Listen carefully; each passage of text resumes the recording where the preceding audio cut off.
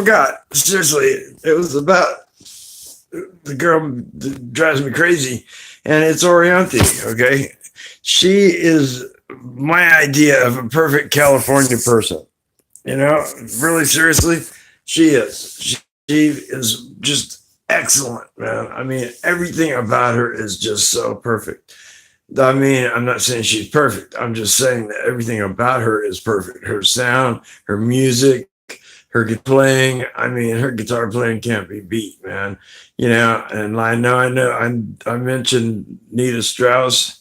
Nita Strauss basically played speed guitar, and that's it. You know, she doesn't have the faintest idea how to end up doing mellow songs, man, evidently. I don't know. Maybe it's from playing with Alice Cooper as long as she has in those other bands. But so did Orianthi. She did too, you know, but it didn't change her music. She still sounds great, you know, in every song that she's played. You know, plus look at all the guys that want to end up playing with her. And I'm not talking like that either, so don't go there. You know, even though there is probably a lot of guys that would like that. I don't know why she started going with Richie, and I did send him a tweet, and I hope he got it, that if he ends up doing anything to her, I'm going to hurt him because he is an idiot, man. If he ever breaks up with her, breaks her heart, he is basically dead meat to me because that's no, you don't do that to somebody. She's like an angel, man. She really is. You know, I mean, seriously, the way she dressed up to Halloween, that was cute. You know, I used to have a Playboy key a long, long time ago in LA, and it was Valentine's Day, and I went in alone because I didn't know that many people in LA. And the singer picked me out and saw that I was alone, and she came over and sat right down in my lap and started singing me a song to me, you know, not to everybody. She just was singing it to me. And I thought that was really, really special, man. She gave me a kiss on the cheek, you know, and then she got up and asked the girls, you know, if any of you are single, you know, this guy could do with somebody, you know. And I was just there to end up drinking. That was the only thing I was there for. I wasn't really trying to end up picking up on chicks. But, you know, I mean, I would have because, I mean, after all, a bunny is a bunny. I mean, seriously, God, that guy had great taste, man, in women. He really did. Almost as good as mine. I mean, take, for instance, Orianthi. I mean, she is my idea of a perfect play bunny, you know? She is. She would be perfect. But I would hate to end up seeing her do that because I would rather see her on stage playing guitar than seeing a bunny costume. Except on Halloween, which she did. I thought she was cute. But, you know, saying stuff like this, you know, you get the idea that maybe I am, you know, starstruck or whatever. I've talked to stars when I used to live in LA, and it was no big deal. They were just like us. They're just normal people, you know. Maybe some of them it went to their head and they felt like they were, you know, great people, you know. But some of the things I've read online about stars, man, not wearing perfume, and some lady that uses cat manure to put on her face to make it better. I mean, seriously? And some of these guys that kiss girls have bad breath, you know? I mean, you'd think that they would not do that, man. If they're stars, they have a obligation, man, not to be slobs, man. My God. You know, and I've seen some of the houses where guys live, girls even, you know, and their houses look trashed, man. I mean, check mine out. I mean, mine, I mean, and I'm single.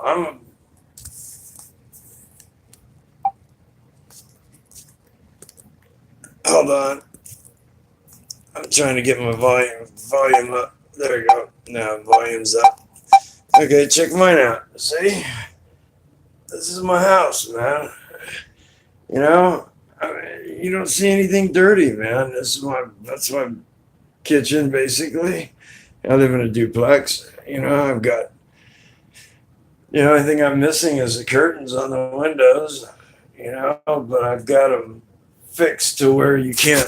Even if you wanted to get into this house, you could not get into it at night. Period. I mean, That's one good thing about being an ex-thief. You can fix a house to where no thief can get in at all, period. So if you ever want to end up getting your house to where it's totally non-break-inable, whatever, then you need to end up finding a thief, because a thief will end up making your house to where nobody can break into it. Seriously, because they think of everything. These guys that put sensors on the windows and stuff like that. There's always a way to break that. Okay, there is. They could short them out. They could do a lot of other things, man. So you're not secure that way. The things that I've done to this house, the only way you can end up getting rid of it is by doing it from the inside. And if somebody breaks into my house alive, they're not going to leave that way. Because for one thing, they're going to make enough noise to wake me up when they first try to get in. And then once they're in here, I can do whatever the hell I want to them. And a lot of thieves don't think that a person would do that. I've got knives, I've got swords in here. I've got a couple of guns, but not guns, but they would do the job of hurting somebody really bad. I've never ended up hurting anybody in my life, and I don't plan on it. But if it was me or them, guess who's going to come out on top? And it's sure not going to be me. And it's not going to be them. It's going to be me, because I studied karate, judo for a while. And I've practiced with my knives. I'm pretty good at throwing them right now. I think it was the thing that I was throwing them at was kind of a little, the back, it bounced. Let's put it that way. I needed more secure thing like a wall or whatever, but I don't want to wreck my walls. So I haven't been practicing that much on that. But there's trees outside I could do it with. And I've got throwing stars. So, I do know how to use those really, really good. And it doesn't matter if things bounce or not, they still stick, because I've sharpened them really, really good. They're practice stars, but I took one of those grinders and I sharpened them to where they're really, really sharp. So I'm not really worried about that at all, period. Ladies think that if a guy's big, he's going to end up being whatever. I saw a video on YouTube that I thought was funny as heck. This black guy was all huge. He was like 6'2", 6'3", weighed about 250 pounds. Then this guy was with his girlfriend, and the black guy was trying to pick up on her. And serious, the guy's sitting there talking all this junk, man. And the little guy, man, just one punch, man, and that black guy's on the ground, man, totally knocked out. I thought that was so cool. So, there's a moral here, the bigger you are, the harder you fall, So don't think just because you're big and you got a mouth, man, that you're a badass, because you ain't. You're a chicken shit, and you will get your ass kicked. There's going to be somebody that's going to come along that's going to be bigger and better than you are. And he's not going to be doing a whole lot of talking. He's just going to hit you, period. And you're going to go out.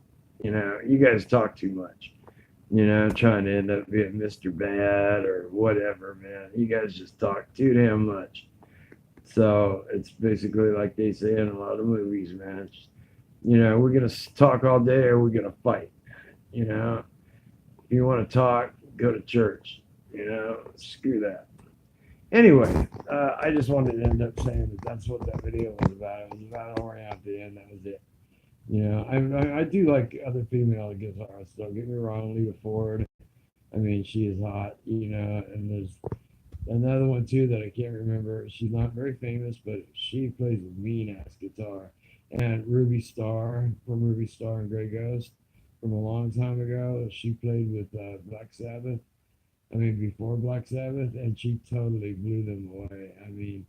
They were so good, man, that Ozzy chickened out, man. He played like 4 songs and said, well, we can't get our amplifiers left, so we're leaving, because he knew he got beat, man. These people just really, they got the audience involved and singing with them and playing, and everything else. And then when Ozzy came out, it was like let down, man.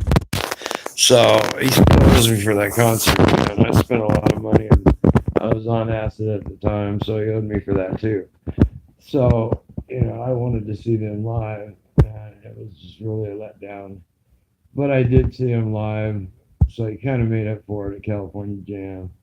I was at California Jam #1 back in '75, and it was amazing, man. Seals and Crofts, Black Oak, Arkansas, Black Sabbath, Deep Purple, Emerson, Lake and Palmer, the Eagles. I was in somebody else that I forget who was there, but anyway, he was there. They were there. I mean, so anyway, they don't have outdoor concerts like they used to, man. I mean, I was raised in California, man. We used to end up going to Oakland, man, to go to those concerts all the time, man. Led Zeppelin, Leonard Skinner. I mean, and they'd play. I mean, they'd be all play together, Led Zeppelin, and then Leonard Skinner, and then I mean, there was like 7 great bands playing all at once, man. Oakland Coliseum. That's what I was trying to think of. The Oakland Coliseum. And I know people are sitting there thinking, well, this guy's living in the past. Well, when the past was that good, you can't help but live in the past. I mean, because I had some awesome times, man. I saw 38 Special. I saw Yes. I saw the Doobie Brothers. I saw Frank Zappa. I saw Lee Michaels every single time he played in California, in Sacramento. I saw Jay Ferguson, who was originally from Spirit. Then he went to JoJo Gunn, and then he went out on his own. And he had like four albums that were really good. And Big Frosty played with Lee Michaels. It was just Lee Michaels and Big Frosty. And then Big Frosty had a fight with Lee Michaels and split up and went to a group called Sweat Hog, which had 2 good songs, and that was it. They put out 2 albums, but they both were duds, so to speak. And I think it was probably because the singer was kind of like Steve Perry, one of those bubblegummers. They had a couple of really good rock songs, but most of them were like bubblegum 80s music. Sucked, really did. But if you ever have a chance to see Big Boy's dead now, but if you ever get a chance to see a video with Big Frosty playing, man, that dude would play a 20-minute drum solo without using sticks. I mean, he used his hands, man, his fists.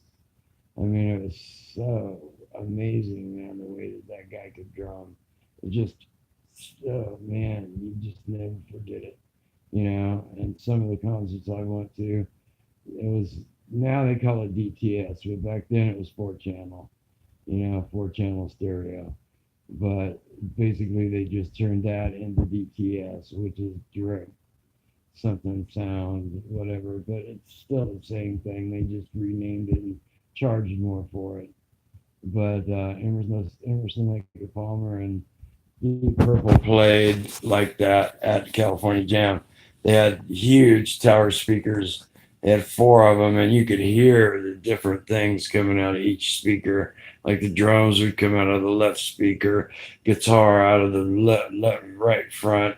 It was just, I mean, God, they had it to where it started circling, man. You could hear it just going around and around and around. And God, then some idiot had to end up coming up with the idea to take water bottles, gallon jugs, and fill them full of water because the water troughs were too far away for people to walk there to get water. So they decided to pass them out. And then all these drunks and idiots toward the end of the night started throwing them up in the air because they said, oh, it looks so pretty. Yeah, it didn't look so pretty, man, when you got hit on the head with it, man, when it came down. They weren't even thinking about that. But there was a lot of people that left right in the middle of Emerson, Lake and Palmer. It was a bummer. It really was. You probably see pictures of it on YouTube, if you look up Emerson, Lake and Palmer. And I don't know what his name is, but the drummer played in the sphere. It was like a round circle thing, and his whole drums would circle, would go upside down, man, and he'd be playing, he'd be jamming. That was so cool. God, they don't do things like that anymore unless there's plenty of money involved. I mean, I do. There's another thing about Orianthi and a couple of other good people, man. They do things for Vietnam vets, and I am a vet. They do things like that. There's not very many of us around anymore. We're basically dying out. And then we're going to have the Iraqi vets coming back, and I feel really sorry for them because basically they're killing women and children because women and children are trying to kill them. In Vietnam, the women and children weren't trying to kill us. It was them that was trying to kill us. They just ended up tricking these guys into doing it. But the women and children, really seriously, in Iraq and Iran and Afghanistan, they want to kill us. They want us dead. So, they're not brainwashed into it. That's just the way it is. And I feel sorry for them because they're coming back all screwed up, and Trump doesn't want to give them their pills, give them their medications. So basically, they're getting screwed way more than we did, even though we didn't even get that thanks when we came back, man. And that sucked. Thank you very much for all you people, man, that didn't say that to us. Now you do. Thank you for your service. Yeah, but your heart's not into it, man. I mean, I didn't, after about the first year, I didn't believe in it anymore because, I saw him come out in body bags, and, I saw him burned up, missing arms and legs and stuff like that. And I thought, what for, man? They're not, it's just because they don't want communism in that country. They don't want communists to take over. I mean, in Cuba, at least they were fighting about the missiles. Vietnam, it wasn't about that. It was just that they just didn't want the communists there. Well, who are we to end up saying who can be where? If God made everybody to be where they're supposed to be, and if we would have stayed there, there'd be no wars, there'd be no fighting, there'd be no nothing. But no, we have to end up going into everybody else's country, and that starts political bullshit. Think about it. Seriously, think about it, because it's true. God did put us where he wanted us. Africans in Africa, Chinese in China, Japanese in Japan, English in England. If the English people would have stayed where they're at, half this shit that we're fighting about right now wouldn't be going on, man. We should have just stayed where the hell we were at. I don't understand, how they can say the things they do. It was all about greed. They wanted to build the railroad, so they had to have slaves. I'm part Irish, so my ancestors worked side by side with the blacks and the Chinese, man. And we're not screaming about owning half of this country, even though we do because of the railroads. We got just as much entitlement to it as the blacks and the Chinese and shit. But we're not doing it. We're not saying it. We're not crying like little bitches, man, about how bad our lives are because of the way we were treated. Brothers and sisters, man, we were treated the same fucking way as you, man. So, why don't you add us, man, when you're sitting there talking about the slaves?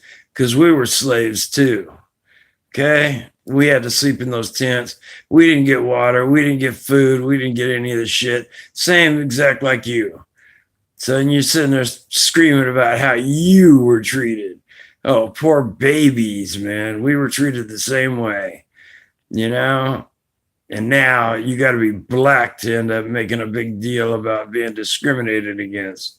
Whites are being more discriminated against now than ever before, But it's not a political thing. It doesn't make news. It should. They should start making news about it. Because it's reverse discrimination, man. Black people are not hiring white people because they're white. Even though you hire a white person, they know about 10 times more about what they're doing than a black person does. And the black person acts like an idiot when he's working. You know, he doesn't want to work. He just wants to talk, just wants to listen to his music. He just wants to play with himself in the bathroom, you know, and all that time, the white person's doing all his fucking work for him. Yeah, we have a right to start screaming and hollering, man, because you guys have totally fucked things up. Excuse me for coming off like that, man, but it's true. Take a look around, man. After King and fucking what's his name? That other jerk off, Farrakhan. Farrakhan's the biggest joke that was ever fucking invented in the world, man. He's a piece of dump truck garbage, man. Sitting there telling your race, man, that you should populate the earth with half breeds, you know, so that you could add to your numbers. I heard him say that, man, so I don't think I'm making that up. I was inside one of his little things that he had, man, one of his little, I don't know what you call them. They're one of his, where only black people were allowed to go in there. I used to work for the place where he was having it. And I listened to the whole damn thing, man, because there was nothing for me to do. So I wanted to hear what this guy had to say, you know. And I used to not be prejudiced, man, until I saw that cocksucker talk. And then that other Reverend, whatever his name is, man, he's a piece of garbage too, man. They just incite you to end up doing stupid things, man. And then when you do stupid things and you get the consequences for them, guess whose fault it is? It's the white person, because the white person made me do it. Bullshit, man. Nobody can make you do anything, man. You do it because you want to. Nobody on this earth has ever done anything that somebody made them do. You don't have to do a damn thing, man. You're not made to do something. You do it because you want to. Otherwise, you wouldn't do it. Period. No matter what the consequences are, you wouldn't do it. There's a lot of times that I haven't done shit, man, that somebody wanted me to do. And I didn't do it because I knew it was wrong, man. I shouldn't do it. But evidently, you know, there's not very many of us left because we want to do it to end up being all that, you know. This is just so much more special, you know, if they do everything they're told, just like a dog, just like those jerk offs in prison, man, which I've been in. You know, you got to join a band, you got to join a group, man. Otherwise, you're not going to have any protection. I went like 5 years in prison, man, and never got in one fight. If I would have ended up joining a group, I would have been in a fight every single day, because that's what they do. That's what they like to do. Oh, I want my territory, man. I want this. I want that. You know, screw you, man. Pay for your territory. You know, don't just try to take it. Because you try to take it, you're a thief, man. You're a punk ass thief. So you go ahead and end up being a punk ass thief, man. See how far that'll get you. Because whatever gun you got, somebody else got a bigger one, man. You think you know how to use yours? This other guy probably knows how to use it even twice as good as you. So, you know, just go ahead and just be a jerk all your rest of your life, man, if that's what you want. You know, just get along, man. That's what I'm trying to do.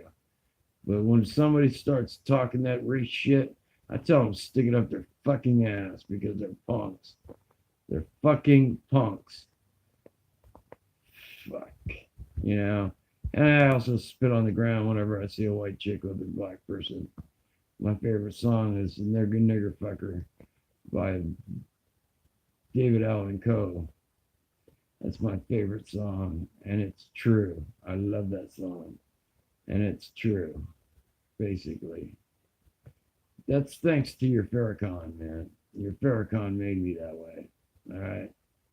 He helped make me that way, let's put it that way. And listen to you jerk-offs, man. Spread your hatred, man, more than you think you do. Anyway, goodbye. I'll talk to you later. I'm getting carried away.